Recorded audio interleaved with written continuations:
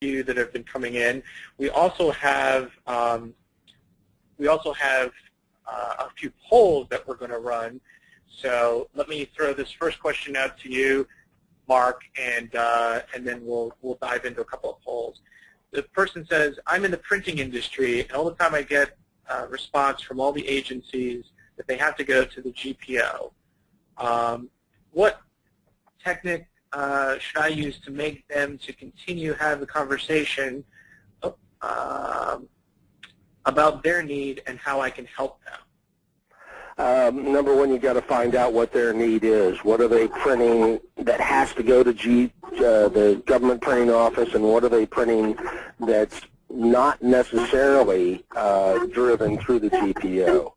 A lot of marketing and advertising firms are doing work for the government agency, and that will include brochure work, etc.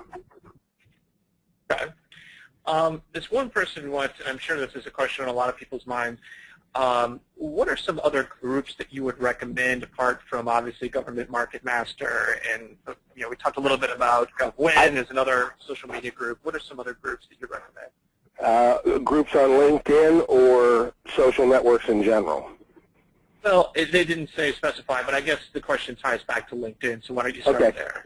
One of my favorite groups is Peter Weisser's group, GSA and VA Schedules. Peter, the important thing about groups is not necessarily the numbers of people who are on. It's the quality of the manager and the quality of the discussions. Peter manages an absolutely wonderful group in GSA and VA Schedules. The Capture Management group, and I can't remember the gentleman's name who runs it, is also quite good. The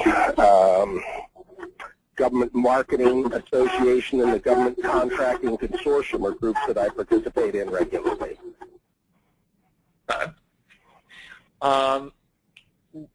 Now, expanding upon that, going beyond just using LinkedIn, although I think LinkedIn, as you've mentioned, is sort of a hub, what are some other groups beyond LinkedIn, some other kinds of social networks that you think are particularly valuable within the government contracting space and the government space in particular?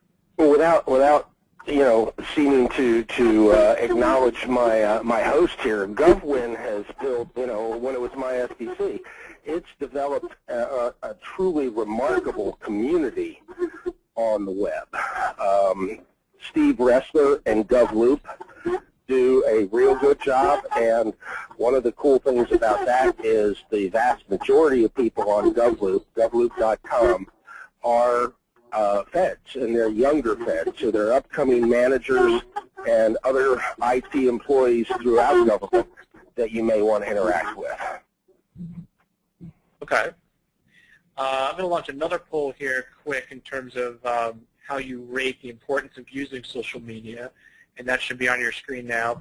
Another question for you, Mark, is I think one of the things that I've run into and heard a lot of people say over time is when it comes to using social media for business development or for anything, that it's a process. They don't necessarily have the time, or maybe they don't understand it as well. What do you say, or what tips can you offer who struggle maybe with the time management aspect of it? The time management aspect, in the 90s when email first came out, most companies were totally resistant to using email because they found it a waste of time. There wasn't going to be a real business use. People were going to be emailing their wives and figure out, what do I need to bring home, or the wife's going to email their husbands, his would have, whatever. It was personal stuff. Social media is going to be integrated into your daily routine one way or the other. But it is an addictive thing, and it can be a time waster for some. So I would suggest setting aside certain times of the day, 5 or 10 minutes in the morning, 15, 20 minutes at night. You can do it when you get home. It doesn't have to take that long, but you've got to join in the conversations when it is pertinent, when people are asking questions, if you really want to be part of that community. So a couple of times a day, maybe 3 times a day, 15 minutes max each. And it's important to focus on one social network, not try to be in them all. Once you start spreading yourself thin, you're not going to be successful in any of them. I've done a lot of coaching for both individuals and companies recently on maximizing their presence using social media tools, and again, focused on LinkedIn. And it is a matter of time management and integrating it into your day in a non-intrusive way. So this question is, has Twitter been a good social media resource typically in the government sector? I'd say the jury's still out, but it's going to depend largely on the community that you want to reach. If you're looking to reach influencers, press, bloggers, etc., it can be a good tool. If you're looking to interact with contractors and government employees, for the large part, no. Okay. Now, speaking of that, in terms of interacting with contractors and government folks, that has been through a lot of the SMB events that we've done and some other discussions.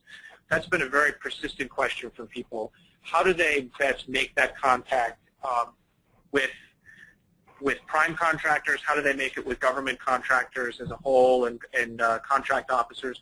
What's some of your advice for small, mid-sized businesses in particular, or companies that maybe are looking, they've done a lot of commercial work but haven't quite cracked that government nut, so to speak?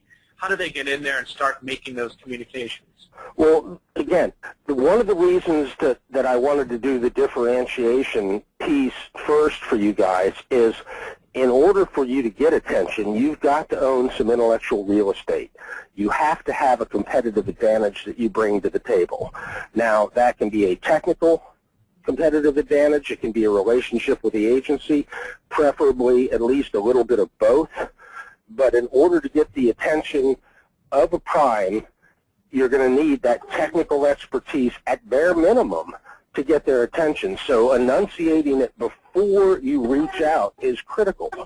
If you reach out to them and your site says we're a 5-person systems integrator, they're going to blow you off.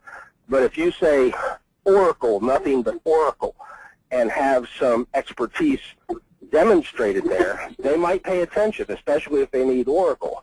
So before you reach out, define your area of expertise and make sure it's enunciated. Then keep in mind, and this is cool, every one of the top 100 wash tech contractors are on LinkedIn. Some of them with literally hundreds of employees. Okay? So they're there. So you look for the company, you can search on company, then you look and see which employees are there. Look at their profiles. See what groups they're in. Join the groups. Start adding value through those groups. You'll get on the radar. When they comment on your discussions, that's the time to reach out to connect. You can literally reach out and touch any of the major government contracts out there by using LinkedIn. And I said contracts, not contractors. So you can find the vehicles by searching on Soup, on whatever you want. Orion, they're there. Okay. So this question here, how do you manage the time frame of NDAs and other contracts with government entities? Repeat that, please. Sure. How do you manage the time frame of NDAs and other contracts with government entities? Maybe we'll come back to that one. Or yeah, if I'm reading it right, that's not my area of expertise. Okay, no problem. So let me come back to a little bit to when we were talking about LinkedIn and using social media. I mean, apart from reaching out and connecting, you said that it was a good resource for actually identifying the vehicles, or are there other sources? If you search on Soup, for instance, you'll find the Soup program managers for probably 30 or 40 companies there. If you're looking to append your product or service to the soup contract and you don't want to bid it, you want it appended to somebody else's contract. It's a great way to reach out. So you can not only find the contractor, you can search on the contract. Okay. So if you have a question for Mark, just submit it using the GoToWebinar control panel, and be happy to throw that out there. Another question I had for you as it relates to social media, we talked a little bit about time management, and then we talked about using LinkedIn and other things. How do you ultimately measure your success in terms of the time that you're spending versus what you're getting out of it? Does it all just come down to whether or not you're winning business, or is it about meeting people, how you're fostering relationships? Provide a little insight, I guess, for people who maybe are hesitant, they're trying to get into it, but aren't really sure how they ultimately measure the success of whether or not they're doing the right things. Well, you measure success by setting some goals before you start. What do you want to accomplish on LinkedIn? Do you want to meet people at General Dynamics IT, Northrop? Do you want to meet the program manager for specific contracts? Do you want, 10 million connections? So set your goals early, but define them in terms that are going to start helping you, if not fill your pipeline, at least build the relationships that can lead to building your pipeline. LinkedIn is not a great sales tool. It's a great relationship tool. And this market is all about relationships.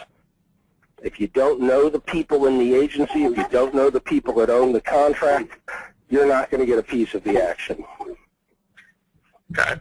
I have someone just asked me what is the, quote, soup site that he's referencing for finding contract vehicles. Can you explain that a little bit? SEWP is the NASA soup contract now in iteration 4. So soup is an IDIQ GWAC. It's an indefinite delivery, indefinite quantity contract managed by the National Aeronautics and Space Administration. And it has, I don't know, somewhere around 90 contractors on it. And by the end of the SOUP 4, it will have accounted for about, I think, $5 billion or so. And then OMB will approve SOUP 5. But it's SEWP is what you're searching on. Okay, perfect. That would be helpful. So let me ask you, I'll ask you a couple more questions, and then we're kind of approaching the end, and I think we'll wrap things up. But of course, if you have questions for Mark that go on after this event, we'll send a link out after this event is over with the Q&A session and everything like that. So you can basically submit your questions, and then all the different experts, whether it's Mark, Hillary, Jimmy, Guy, whomever, can actually come back and chime in and answer those questions. So please don't hesitate to use the site as well. Michael? Go ahead. Yeah. You can also use groups on LinkedIn to ask those questions, and a lot of people do very successfully. In any of the groups that I mentioned before, GSA and VA Contracting is very active that way. My group, Government Market Master, is. The Capture Management group certainly is, especially on those topics revolving around business development capture.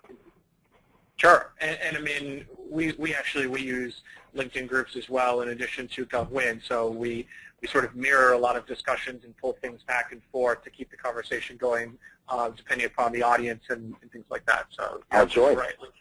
Yeah. So what I was going to ask you too, as far as using social media, you also mentioned webinars and mentioned blogging. Does all this sort of tie in ultimately to trying to increase your personal and company profile and just providing as much information as you can in as many places without stretching yourself too thin? It's a matter of generating pertinent content that is relevant to a very specific community, and then finding as many ways as possible to share it.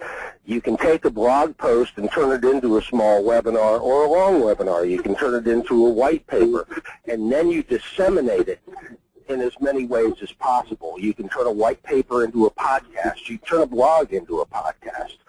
But you want all of this activity centered around a particular hub. And because of the heavy concentration of government contractors on LinkedIn, this is my preferred venue. Right. Okay. I don't have any other questions at the moment. If you do have a question for Mark, submit it. But Mark, if you had some closing thoughts, because we only got a couple minutes left, to maybe either recap some of your key points or at least share some closing thoughts with the audience, that would be great. If you want to differentiate yourself and your company, using social media is probably the best way currently to do it.